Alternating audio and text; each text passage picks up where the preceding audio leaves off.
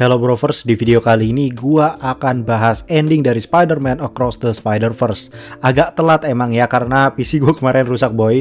Untuk alur cerita dari Spider-Man Across the Spider-Verse ini akan gua uploadnya setelah video ini tayang, tapi di channel kedua. Karena ya video alur cerita kan cukup beresiko ya kena copy kanan. Apalagi ini film baru, jadi mungkin buat kalian yang ada keterbatasan finansial atau jarak rumahnya jauh banget dari bioskop, bisa tonton alur ceritanya yang gua buat. Link gua taruh di pojok kanan atas kalau udah jadi ya, atau linknya itu gua taruh di komentar yang gua pin. Nah, kalau di channel ini ya gue breakdown endingnya aja tanpa berlama-lama lagi. Ikuzo, ini dia penjelasan ending Across the Spider-Verse, and welcome back to Clip on X Breakdown.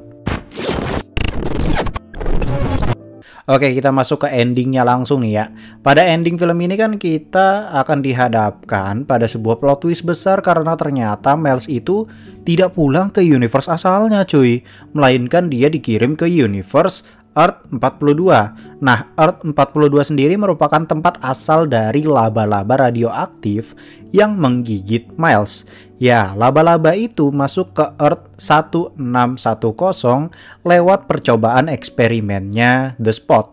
Jadi seharusnya di Earth 1610 ini Miles itu kagak jadi Spider-Man atau nggak digigit laba-laba radioaktif. Namun karena eksperimen itu akhirnya takdirnya tuh berubah. Miles malah jadi Spider-Man pengganti Peter Parker di universe 1610, sedangkan universe asalnya si laba-laba ini atau Earth 42 malah bernasib tidak memiliki superhero dikarenakan laba-labanya itu nggak ada yang seharusnya menggigit Peter Parker di universe itu atau ngegigit Miles di universe itu. Saat merasa janggal pun di sini Miles sudah mulai tersadarkan gitu ya, dan mendapati paman Aaron yang masih hidup di universe ini, dan justru ayahnya lah yang sudah tewas akibat Sinister Six yang berhasil menguasai kota. Ya, di universe Earth 42 ini karena nggak ada Spider-Man, makanya para penjahat bisa melakukan semaunya dan seenak jidatnya.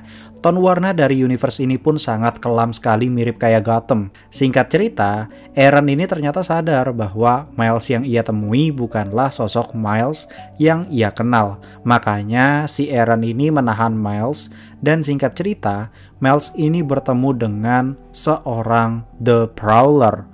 Ya, sosok The Prowler di universe ini bukanlah Aaron Davis, namun sosok itu digunakan oleh Miles G. Morales. Di sini Miles memberitahu versi dirinya bahwa ia harus pergi menjemput ayahnya yang hendak dibunuh oleh The Spot. Namun Miles G. Morales ini tidak menggubrisnya dan tidak peduli karena itu bukan ayahnya yang dari universe ini. Sedangkan di sisi lain, Gwen akhirnya berdamai dengan ayahnya yang ternyata memutuskan untuk melepas mental kaptennya, sekaligus membuat ayah Gwen ini lepas dari kutukan kematian yang sudah terlintas pada jaringan Spider-Verse. Ayah Gwen pun memberikan sebuah jam tangan multiverse yang ternyata itu merupakan hadiah yang dititipkan ke ayah Gwen oleh Hobie, si Spider-Punk. Ya, Spider-Punk emang dari awal punya sifat yang ingin memberontak atau mempunyai keraguan atas misi di Spider Society yang dipimpin oleh Miguel O'Hara. Namun Hobie ini sadar dia harus menemukan orang yang mempunyai pemikiran yang sama seperti dia dulu, baru dia mulai gerak, dan pilihan dia jatuh ke Miles Morales. Itu sebabnya pada adegan Miles terperangkap, si Hobie ini sebenarnya ngasih kode ke Miles untuk gunakan gelombang listriknya. Gwen pun berpamitan pada ayahnya dan pergi untuk merekrut mentornya Miles, yaitu Peter B. Parker bersama anaknya yang punya kekuatan super juga, bernama Mayday. Singkat cerita, kelompok pemberontak Spider Society sudah terbentuk. Ada Gwen, Hobie, Penny, Abang Noir, si Porky, Vrindavan, dan juga Spider-Bite. Kemungkinan besarnya bentrok besar ini akan terjadi mirip seperti Civil War gitu ya. Miguel sebagai Iron Man, sedangkan Miles sebagai Captain America. Jujur kalau ditanya harus pilih mana, gue akan tegas menjawab gue di pihak Miguel. Mau gimana pun kalian tahu lah ya, kematian itu adalah absolute point Mau dicegah kayak apapun, itu pasti bakal berefek pada kestabilan universe tersebut. Sistem itu nggak boleh diganggu-gugat sama sekali karena efeknya bisa incursion, seperti yang dialami oleh Supreme Strange di What If, ataupun universe-nya Sinister Strange. Itu sudah fix bakal begitu, makanya bahaya banget kalau Miles ini tetap bebal. Namun si Miles ini masih bebal gitu, kalau dikasih tahu jangan malah makin ngebrontak gitu. Memang sangat Gen Z sekali nih bocah ya. Sekarang kita masuk pada penjelasan apa yang akan terjadi pada Spider-Man Beyond the Spider-Verse yang akan rilis tahun depan. Seperti yang kita tahu, Miles itu kan kejebak tuh di Earth 42. Nah, dia ketemunya sama versi diri dia yang jadi The Prowler. Pasti kalian nganggapnya kalau The Prowler ini merupakan sosok villain. Namun pada hakikatnya The Prowler bukanlah sosok villain, melainkan sosok vigilante. Dia itu memang dikisahkannya kayak semacam maling atau antihero gitu, sesuai dengan kontrak permintaan kliennya. Melihat kondisi Earth 42 yang dikuasai oleh Sinister Six, bisa dikatakan sosok The Prowler ini merupakan sosok hero sebenarnya, karena kemungkinan besarnya dia merupakan salah satu tokoh pemberontak yang berusaha meruntuhkan sistem atau rezimnya Sinister Six yang sudah menguasai kota dan menginjak-injak orang miskin gitu ya. Mirip kayak Batman Year One gitu ya, yang awalnya tuh masih dianggap vigilante. Atau kalau gampangnya dia tuh kayak Green Arrow tapi di season 1 gitu. Sifatnya ya brutal, barbar gitu ya, dan gak make no killing code. Tapi niat dia baik untuk menolong orang yang diinjak oleh rezimnya Sinister Six di universe ini. Dengan kata lain, bisa saja Miles berhasil menyadarkan sosok The Prowler variant ini untuk membebaskan dia. Karena gak ada kaitannya juga dengan The Prowler variant ini, kecuali sosok The Prowler ini tahu kalau raba-raba radioaktif itu datang dari universe dia dan malah ngegigit Miles di universe 1610. Itu bisa jadi dia marah tuh di situ. Itu pun marahnya pasti ke villain utamanya, yaitu The Spot, karena ya itu ulahnya The Spot cuy, yang make mesin lintas dimensi untuk mengambil laba-laba radioaktif. Entah kenapa kayaknya si Miles ini bakalan kerja sama cuy sama The Prowler untuk hadapin Miguel dulu, karena kan cara pandang The Prowler di sini itu kan mirip-mirip kayak Spider-Punk gak sih? Jadi kayak dia berusaha untuk memberontak sosok rezim yang jauh lebih kuat dari dia, tapi dia nunggu orang yang punya satu pandangan aja gitu kan.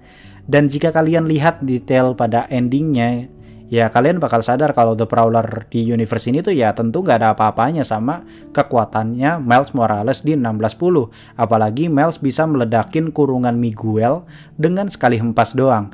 Sedangkan di sini kan dia cuma kayak dirantai gitu doang kan ya. Jadi kayaknya pihak Sony berusaha mengecoh kita untuk berspekulasi kalau villainnya adalah The Prowler Universe 42.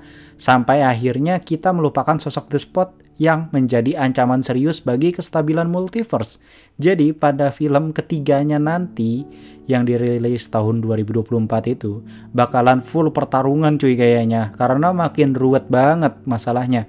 Kudu konfrontasi dengan Miles Earth 42 atau nyadarin Miles di universe itu dulu, belum lagi konfrontasi dengan Spider Society yang dipimpin sama Miguel, belum lagi ngurusin The Spot yang bahkan kekuatan utamanya itu berpindah-pindah universe sesuka hati. Dia bahkan gak bisa dilacak sama sekali. Jadi akan sangat sulit untuk diburu villain yang satu ini. Terlebih lagi The Spot ini susah banget mati cuy. Di komik tubuhnya itu pernah terpecah belah namun ia tetap hidup gitu. Dan seperti semula lagi. Dan pada kejadian di komik itu, The Spot itu masih belum se-ekstrim di film ini yang sudah sangat tenggelam dalam dendam. Jadi walaupun tubuhnya terlihat konyol namun ternyata dia bisa didevelop oleh Sony menjadi sosok yang sangat amat mengerikan, bahkan dapat mengancam kestabilan multiverse. Jangan lupa juga universe-nya Spider-Man Vrindavan kena masalah juga karena terancam mengalami incursion akibat ulah The Spots yang datang ke Alchemax di universe tersebut dan menyebabkan kekacauan besar. Dan di situ juga Miles tanpa sengaja menolong salah satu orang yang justru harusnya di situ tuh mati. Itu kena absolute point cuy, double. Aduh, kasihan ya si Vrindavan. Nggak tahu kenapa nih ya, gua nggak yakin gitu Beyond the Spider-Verse akan menjadi akhir dari konflik ini. Karena kalau ditumpuk dalam satu film kayaknya ruwet banget ya masalahnya. Tapi emang seharusnya permasalahan multiverse tuh ya kayak begini. Memang harus banyak titik ledakan ceritanya gitu cuy. Itu yang mereka jual sebenarnya, apalagi ini animasi. Segala hal bisa dimasukin, tiba-tiba ada Goku numpang lewat pun gak masalah. Tergantung hitam di atas putih antara dua perusahaan, ya kan? Kita tunggu aja nanti kelanjutannya gimana. Yang penasaran sama cerita lengkapnya film ini, bisa kunjungi alur cerita film yang gue buat di channel kedua. Link ada di komen yang gue pin atau di pojok kanan atas. Mungkin segitu dulu penjelasan ending kali ini. Jika ada teori, sampaikan saja di kolom komentar di bawah. Jika ada salah kata atau salah penyampaian, silahkan koreksi aja di kolom komentar juga. Jangan lupa like, subscribe, sama lonceng, terus share ke teman-teman kalian karena siapa tahu ini jadi informasi yang bermanfaat gitu ya, karena nggak semua orang ngerti sama endingnya, emang agak ruwet endingnya cuy di sini tuh. Mungkin segitu dulu, gue Cliponex pamit undur diri and I'll come see you next time.